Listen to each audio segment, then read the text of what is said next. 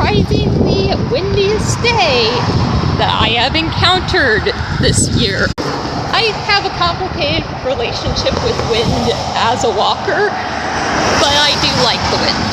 Anyways, per usual, some of the stuff I talk about may be factual, some of it may not be. I am just a random person on the internet talking about stuff. So this is a continuation of me explaining my relationship growing up with horror. So in my last video, I dove into a little bit of how I was very adverse to the horror genre when I was really young. And when I say adverse, I mean adverse. Like, it didn't just stop at horror movies. It was whimsical, spooky movies. It was murder mysteries. It was seeing anything like that I thought would scare me. Hell, it was even the Grinch.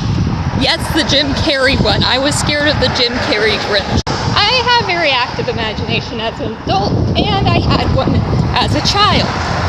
And that meant when I heard specific noises from the TVs in the other room, I would assume the worst case scenarios, because they were sounds that were weird and freaky. That's one of the reasons I had such an adverse relationship with The Grinch Who Stole Christmas, because I would hear the Jim Carrey sounds, and if you hear the sounds without seeing the movie, it does sound like a horror movie.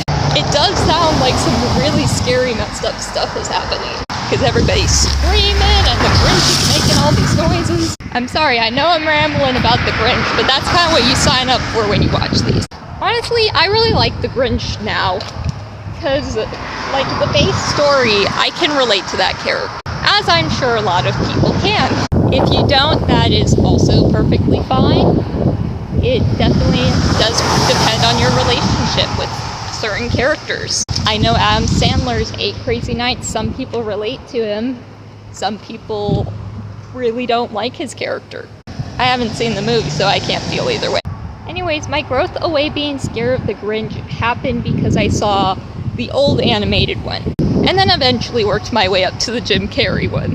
Yeah, for a very long time, I could not even look at the Grinch. But why am I talking so much about the Grinch when it's talking about horror? Well, he actually opened the gateway. My relationship with The Grinch Who Stole Christmas opened my gateway to my horror love. That's 3